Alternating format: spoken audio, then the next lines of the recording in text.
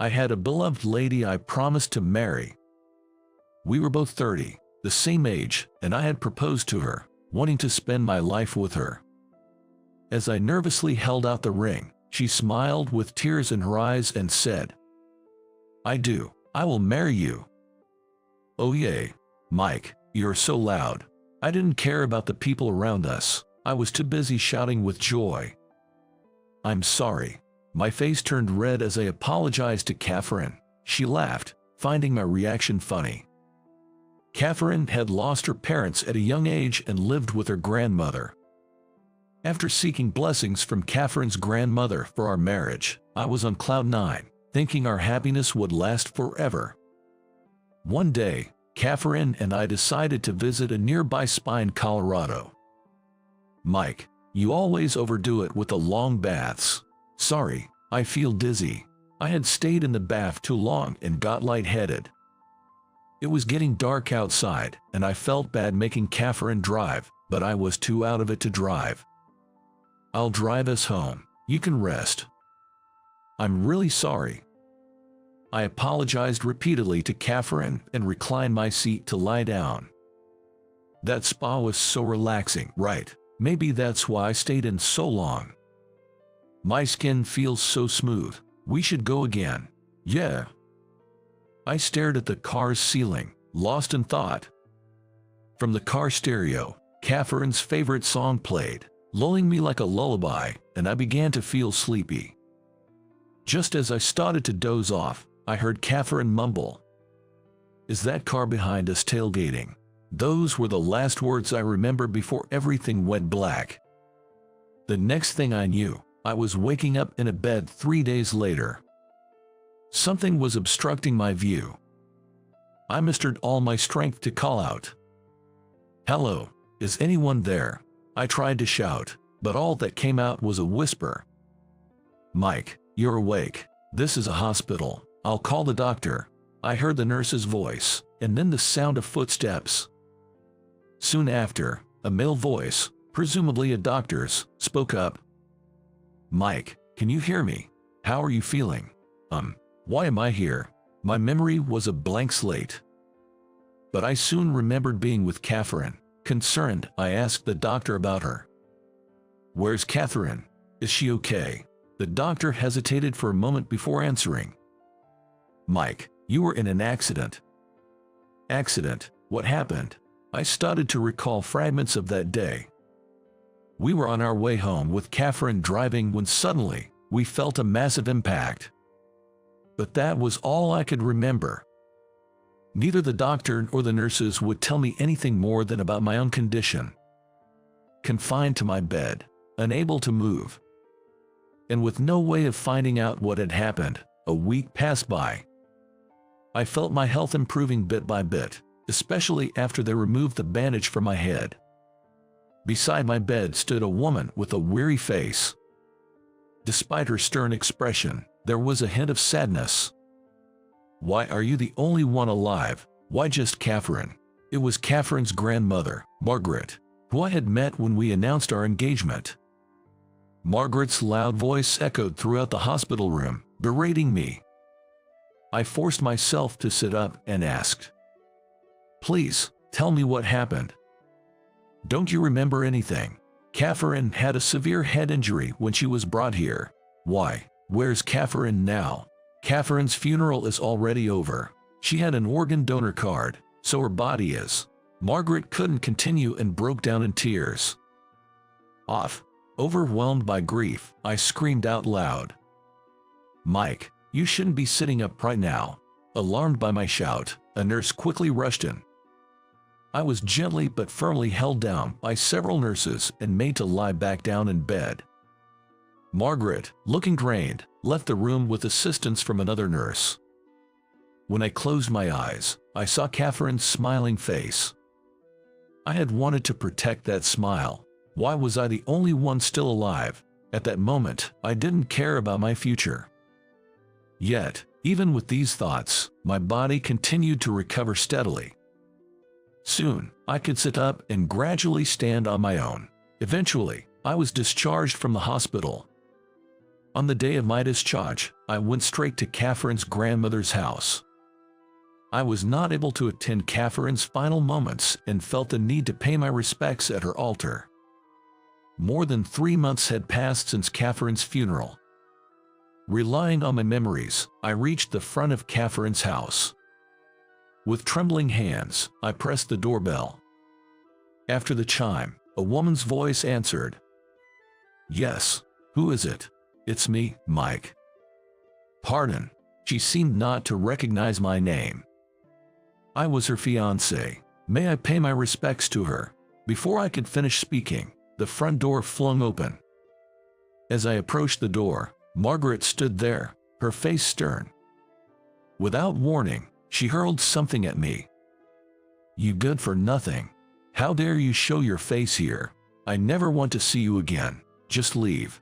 Silently, I accepted Margaret's anger. She looked much frailer than when I first met her. She must have been devastated, having lost Catherine, her only grandchild and family. Feeling her pain, I was left speechless. Outside the front door, after her outburst, she broke down, falling to her knees in tears.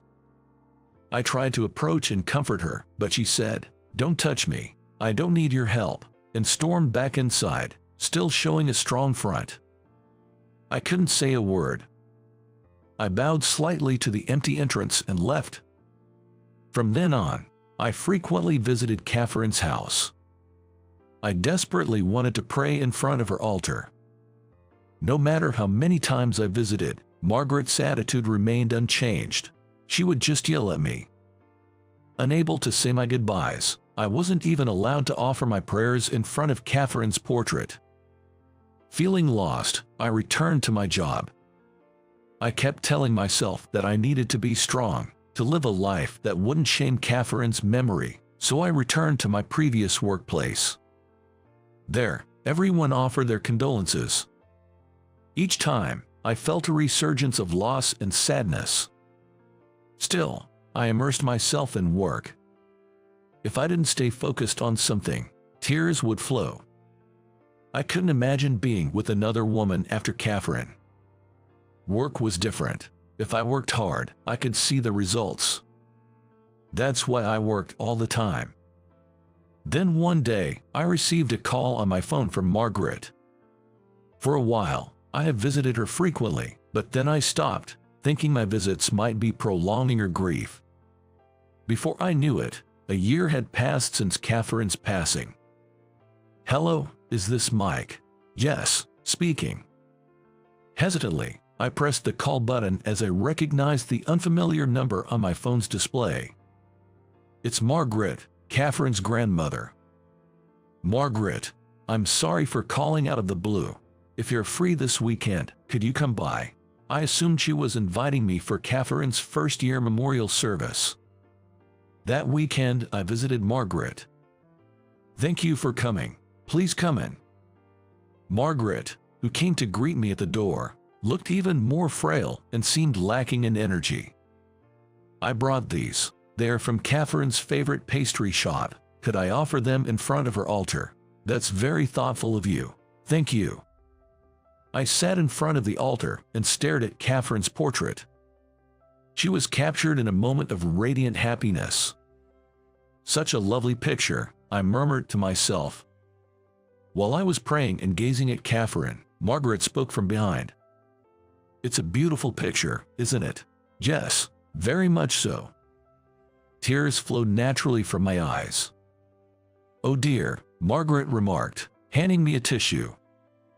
"I'm sorry for all the times I yelled at you and turned you away." She bowed her head. "Please, raise your head. It was my fault. I shouldn't have let Catherine drive."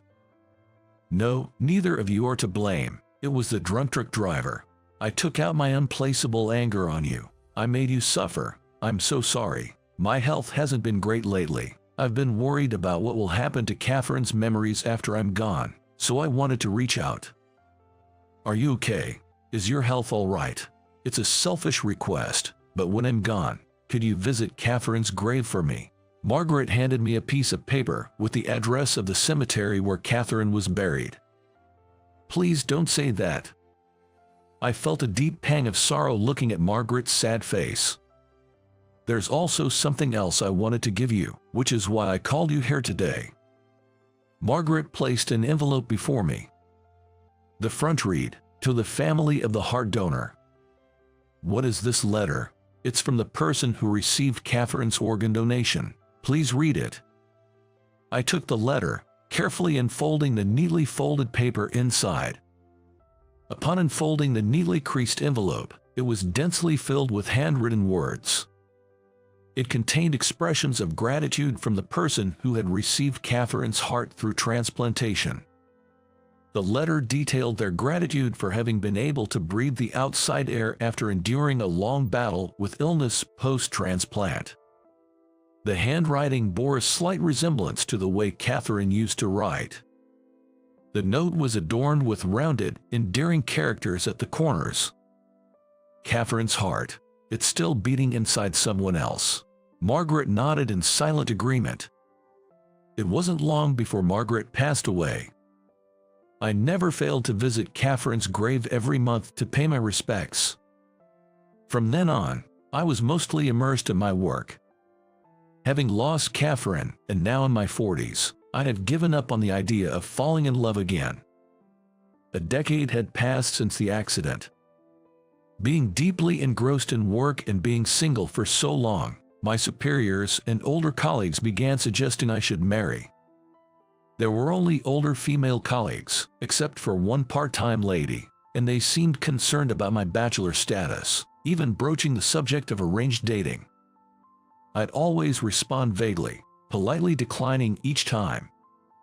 Then, a woman from another department was transferred to ours. She was 30.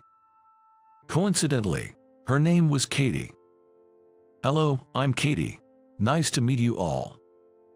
As she introduced herself with a bright smile, my heart skipped a beat. Because she had a dimple in the exact same spot as Catherine. For the first time since losing Catherine, I found myself constantly stealing glances at Katie. "Mike, can you work with her for a while?"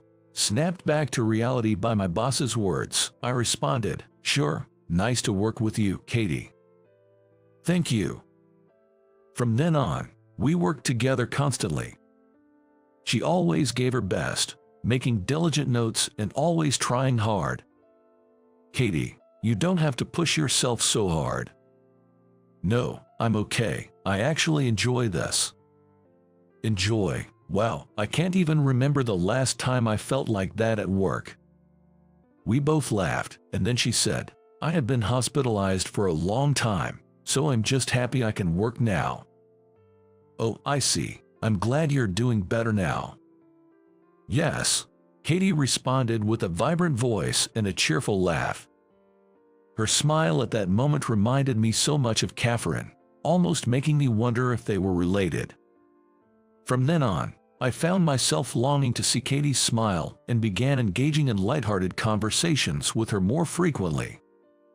When Katie started getting used to working alone and I was away from my desk for a bit, I found a sticky note on my desk saying I had received a call. Reading the handwriting on the note, I was taken aback. It was strikingly similar to Catherine's handwriting. The characters, with their rounded corners, looked so adorable and familiar that it took me by surprise. Katie approached and seemed to notice the note. "This sticky note, Katie, did you write it?" "Yes, you had a call a moment ago. They wanted you to return it when you can." "Oh, okay, thanks." She simply nodded and returned to her tasks. For some reason, I couldn't discard that sticky note and kept it in my pocket.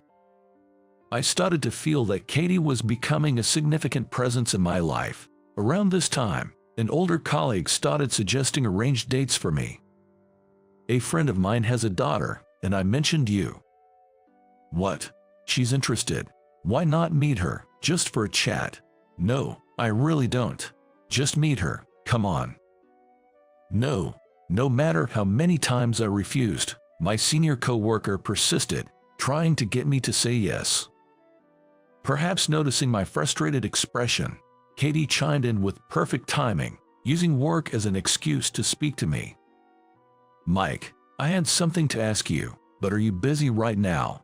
Mike, just think about it, the senior said, trying to push the matchmaking further. Sigh. I replied half-heartedly. Was everything okay? Katie, you're a lifesaver. Thank you. So, what did you want to ask? Oh, sorry. I just said that to interrupt you intentionally. Oh, got it. Still, you really helped. It's not right to just meet someone for the sake of it, especially when I'm not interested. In that case, why don't you marry me? Taken aback by her sudden proposal, I was left speechless. Oh no, what am I saying? But when I look at you, Mike, I feel like I'm looking at myself. You feel the same way, Katie. My father doesn't approve of me working. Because of my lengthy hospitalization, he's worried about my health and pushes me to get married. You're still young, Katie. I'm already 30. Yeah, marriage is a personal choice, right? Aren't you interested in getting married, Mike? Caught off guard by her question, I paused for a moment before replying. I was deeply in love with someone, but we couldn't get married. I can't forget about her. Being hung up on the past at my age is kind of pathetic, right? I chuckled awkwardly to deflect. I want to experience a love like that too. You'll have plenty of chances in the future. But my parents are really pushing for me to get married, like right now. Is that so? So please, pretend to be my boyfriend. You were serious about that, I had assumed she was joking, but the serious look in her eyes made my heart race. If it's just for show, then that's great. Since we'll need to know more about each other, why not go out for dinner tonight? While I was still taken aback, Katie quickly decided on a restaurant and time and got back to work. After that, we started meeting more frequently under the guise of strategy meetings. We discussed everything, from how to make a good impression on her father to our supposed shared interests and how we met. As we started spending more time together, I began to notice a budding feeling within me. It was love. Being with her was joyful, and I started to desire to know more about Katie and to spend even more time together. However, I couldn't be honest with my feelings. I figured she probably wouldn't be thrilled about being liked by a 40-year-old man, and more than that, I was afraid of betraying my feelings for Catherine, who was my wife. Holding back these emotions, the day came to visit her house. We agreed to meet near Katie's home, and she led me to her residence. Are you nervous? Yes, very. I was incredibly anxious. A different kind of nervous than when I had visited Katie's grandmother. I was worried if I could keep up the charade. I'm nervous too, but my father was really looking forward to meeting you. I'm just concerned I might slip up. Katie chuckled softly. When we arrived at Katie's house, she opened the front door and her parents came out to greet us. Welcome, glad to have you here. Mike, please come on in. Suddenly hearing my name from Katie, I was startled. Oh, thank you. I removed my shoes and stepped in, offering the gift I had brought to her father. Here is the gift for you, I hope you like it. Her father just stared at me, not making a move to accept it. Oh dear, thank you for your kindness. Katie's mother graciously accepted it in his stead. I had assumed they would be welcoming since Katie had told me they were eager for her to marry. However, her father's gaze felt penetrating, making me feel exposed. They led me to a traditional sitting room where her father took a seat across from me. Katie, claiming she would help her mother, left me alone with him. Without wasting any time, her father spoke up. I apologize for making you go along with Katie's charade. No, I hesitated, revealing my uncertainty. Look, I desperately tried to smooth things over, but it felt like Katie's father could see right through me. It's my fault. I shouldn't have rushed her into all these matchmaking meetings.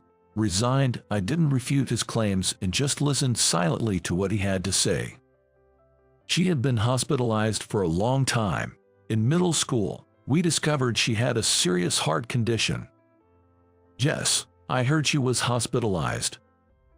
It worsened to a point where a transplant was necessary. Fortunately, a donor appeared, and thanks to that, she's now as healthy as you see. A donor? When was this? It was when she was 20, so about 10 years ago. 10 years ago. In my mind, I pictured Catherine's face. I was wondering, perhaps.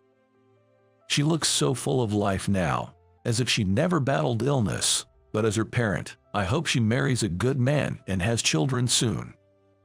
As we talked, Katie entered with a cheerful voice, saying, "I made a homemade cake. Keep what I told you a secret from me." Her father put a finger to his lips, signaling for silence. "What were you two chatting about?" "Just reminiscing about your past." I had a pleasant time with Katie's parents and went home that day.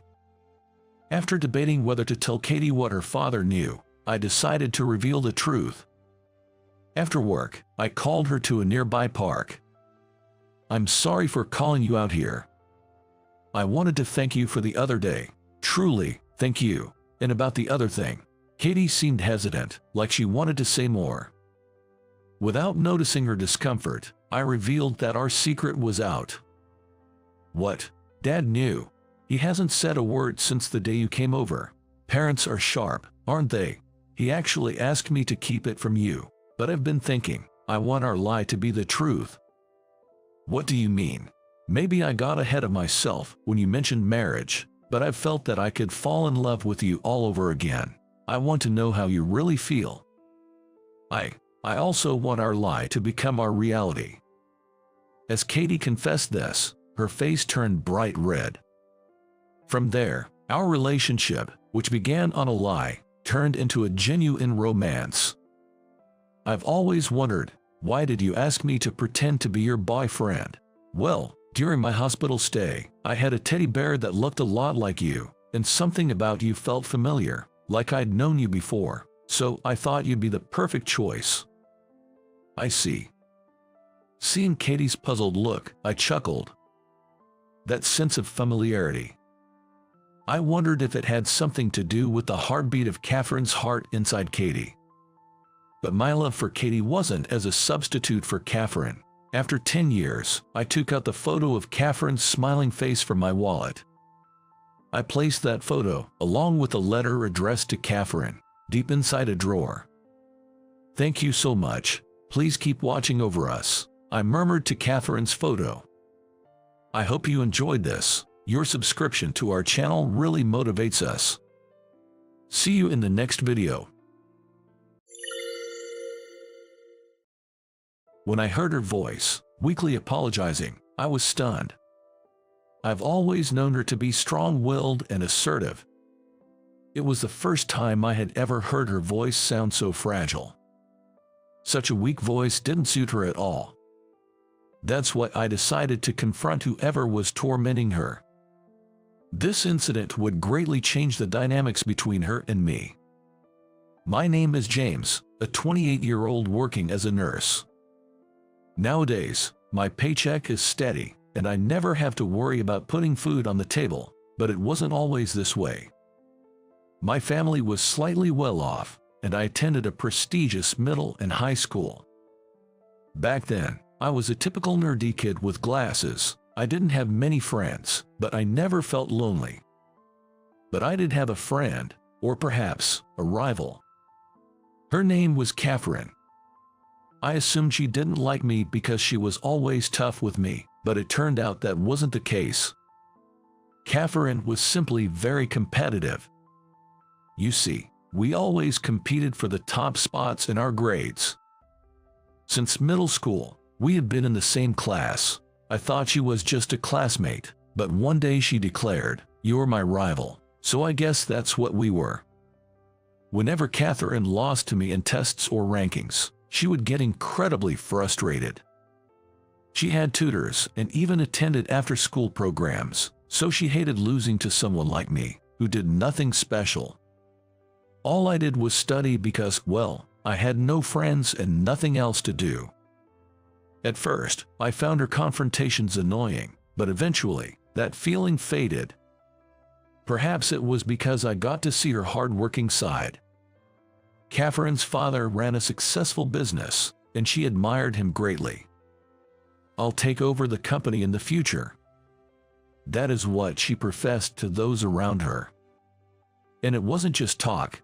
She was genuinely dedicated to her studies and even played sports to build her physical stamina. She was also actively involved in student council and volunteering. Back then, I didn't have any particular dreams or goals. But watching her work tirelessly towards her dreams was truly inspiring. She had a strong personality, but it was a sign of confidence and was cool. Catherine had charisma, always surrounded by people. She might have been bossy or demanding towards me, her rival, but she was generally great with people and had an uncanny ability to read the room. The opposite of me, who has no friends. She had everything I lacked. That's probably why I was drawn to her, and thinking back, I probably had feelings for her. But then, a life-changing event happened. The company my dad worked for went bankrupt, and he lost his job. Devastated, my mom's health declined and she was hospitalized. Staying in an expensive private school was out of the question, so I had to drop out of high school. News about my father's company going under and my dropping out spread like wildfire throughout the school. Everyone started treating me like I was delicate. But it was Catherine, of all people, who reached out to me during those times. "Why are you quitting? What about college? You could take out student loans and continue your education." Of course, I had thought about that, but considering our current financial situation and my parents' emotional state, I felt it was hard to continue attending a private high school. I explained this to Catherine, but she glared at me with tears in her eyes. "You were my rival. Why, fine, I hate you anyway." The expression on Catherine's face when she yelled was more of sadness than anger. Being the smart girl Catherine was, I believe she understood my family's circumstances. Yet, she probably couldn't sort out her feelings. I couldn't shed a tear when my parents informed me about the company's bankruptcy, nor when I realized I couldn't continue in high school. I felt I had no choice but to accept it. That's why seeing her, who could express her emotions so freely, felt so refreshing. I eventually dropped out of high school and lost contact with Catherine. I worked part-time jobs to save up money. With my parents' encouragement, 2 years later, I took the entrance exam for another high school and started my high school life over.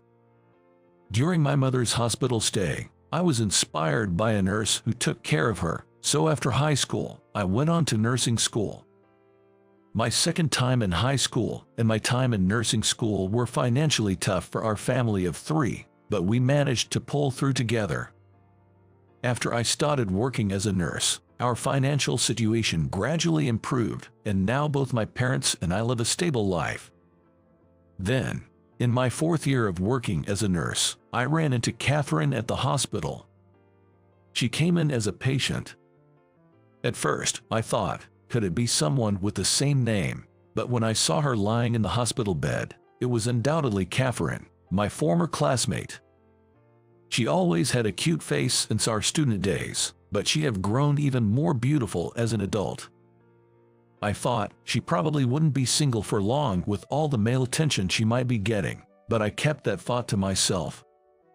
Upon seeing me, Catherine looked surprised, but quickly resumed her assertive expression.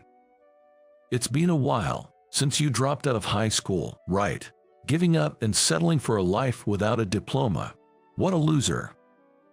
Her provocative tone was oddly familiar, making me chuckle. It has been a while. It took me 2 years, but I did return to high school. Thanks to that, I even became a nurse. Upon hearing this, Catherine looked at my badge and smiled just a tad. However, she quickly reverted to her assertive demeanor. "Well, that's great for you. I mean, it doesn't concern me, but good for you, I guess." It seemed she had been genuinely worried about me after I dropped out of high school. I wish she could just admit her feelings. Seems like some things never change. She's still so tough with me, even now. After Catherine graduated from a prestigious university, she joined her father's company and has been working hard ever since. I was genuinely happy to learn she was still pursuing the dreams she talked about in high school. It's impressive. You always said you'd take over your dad's company. You're really making it happen. Truly amazing. When I said this, Catherine turned her head down. It's not that big a deal. I still have a long way to go. My dad, he doesn't really recognize my efforts. Her voice trembled, and I couldn't find any words to comfort her. Not wanting to dwell on the topic, I desperately tried to change the subject. Then, I remembered why I had visited her room in the first place. Would you mind if I took care of you while you're here? She quickly looked up. Take care. As your primary nurse, I want to help until you're discharged. Catherine bluntly responded, fine. But I knew that she was just playing coy. Let's make this a good stay. If you need anything, just let me know. She replied softly, thanks. And so, the beautiful girl from my past became my patient. Catherine was admitted because of a severe stomach ulcer. If she had come to the hospital earlier, it might have been better, but in Catherine's case, even the doctors were shocked at how advanced her symptoms were. Knowing her, she might have prioritized her work and endure the pain. I hope she could at least have a stress-free stay in the hospital, but for some reason, she was incredibly demanding but only towards me. Hey, can you get me that shampoo from the gift shop? Could you grab me some magazines? I'd like them today, and so on. It felt like I was doing more personal errands than actual nursing tasks. Come to think of it, she would make such small demands back in high school too.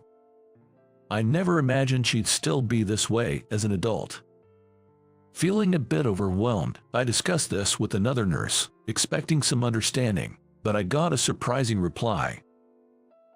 Demanding? Catherine, I've never noticed that. Moreover, not just one but all the other nurses seemed to feel the same way. A lot of Catherine's colleagues came to visit her at the hospital. I subtly asked them about Catherine's character at work, and everyone had nothing but praise for her. They said she's efficient at her job and communicates well with everyone, making the work environment smooth. This means Catherine's demanding behavior is directed only at me. Towards other nurses and people around, Catherine was courteous and had a good reputation. That's why I finally confronted Catherine about her behavior. Why aren't you this demanding with other nurses? What's wrong with me? It's not that. I don't dislike you or anything. For once, even Catherine looked demure. I left her room that day with the air heavy between us.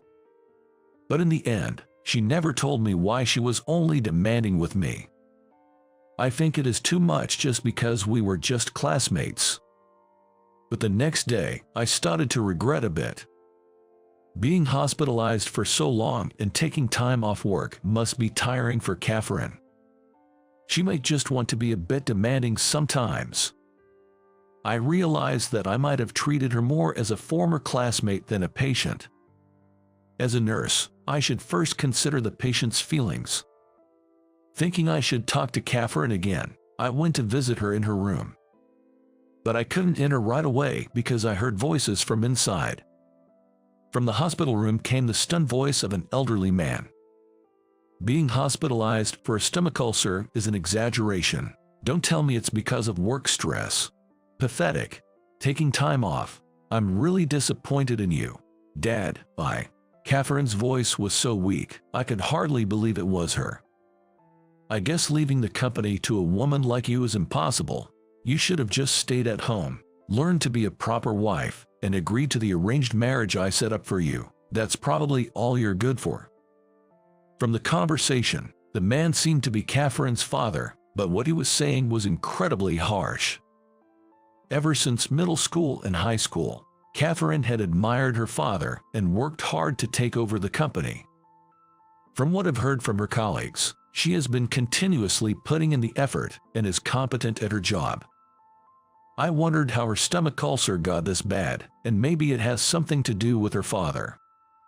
Perhaps she overworked herself, trying to gain her father's approval. Come on, Catherine, stand up for yourself. I silently urged her in my heart, but my wishes weren't conveyed. All I heard was a soft, "I'm truly sorry," from Catherine. Her voice tightened my chest. Maybe it's my fault for giving you time and waiting. You've been a disappointment. Forget about work and the company. I'll arrange another match for you. To his words, Catherine's voice overlapped with tears. Please wait, I can still do it. I believe I can be of use. But her desperate plea went unheard. I clearly heard a heavy sigh from Catherine's father from outside the room. Sigh. Marrying into a beneficial business would be much more useful for the company. After saying just that, he left without lending an ear to Catherine's pleas. Nurses probably shouldn't get involved in the personal matters of patients and their families.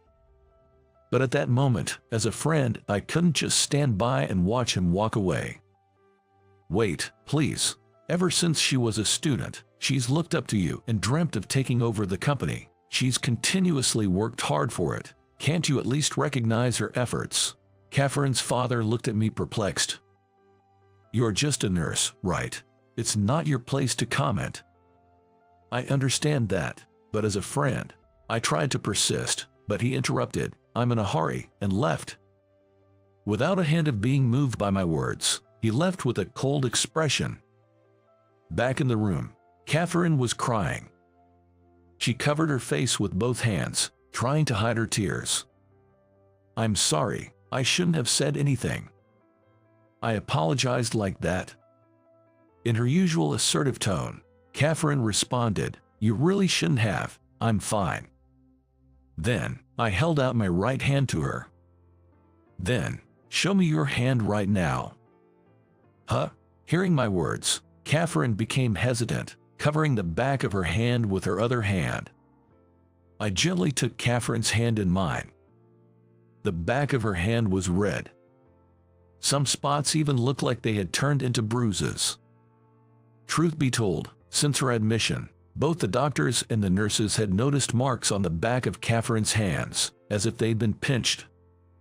But when another nurse first inquired about it, Catherine seemed to try to hide them. So, the hospital staff was waiting for the right moment to ask her again. And just a short while ago, I accidentally saw it through the small glass on the door. While being berated by her father, Catherine had been digging her nails into the back of her own hand. I asked as gently as I could. You do this from time to time. Catherine remained silent for a bit, but eventually she shared the truth. Apparently, she does it when she feels an excessive amount of stress. It's pathetic. I can't even work well enough to gain my father's approval, and yet I'm so mentally fragile. I remember her being so confident back in our school days. But now, she seemed to have lost that confidence. Given the harsh words she'd received from her father while being sick in the hospital, it might not be surprising that she felt this way. Don't tell anyone I cried, okay? I know you've seen me at my worst since our school days, but I don't want to show my weaknesses to others, she said. It was then that I realized. Her whims that were exclusively for me were because she trusted me, knowing her stubborn side, and maybe a bit of dependence. Realizing that, I couldn't help but want to support her, seeing how hardworking and clumsy she can be. I won't say a thing, but hey, you can tell me anything. I might not be able to offer advice or solutions, but I'll always listen. Catherine gave a small smile and said, Thank you. During the rest of her stay in the hospital, Catherine's selfishness was hushed up, and we spent most of our time talking leisurely. Perhaps Catherine needed a place where she could vent and show her vulnerabilities. She had decided to take an extended break from work. After her discharge, Catherine and I began to occasionally meet up and go out for meals. She had returned to work, but instead of diving back in full throttle, she seemed to be taking things more slowly. spending time with me. I think she pondered on how to work while also taking care of herself. I was curious about her relationship with her father, but I decided not to ask until she brought it up. Still, her expression seemed brighter compared to when she was in the hospital. So, I chose to watch over her a little longer. During our fourth dinner together, I confessed my feelings to Catherine. Sadly, she turned me down. However, she did ask if I could wait a little longer. Of course, I asked her why, but she didn't tell me. But since she asked me to wait, I felt I had no other choice. 3 months later, out of the blue, she told me, I quit my job.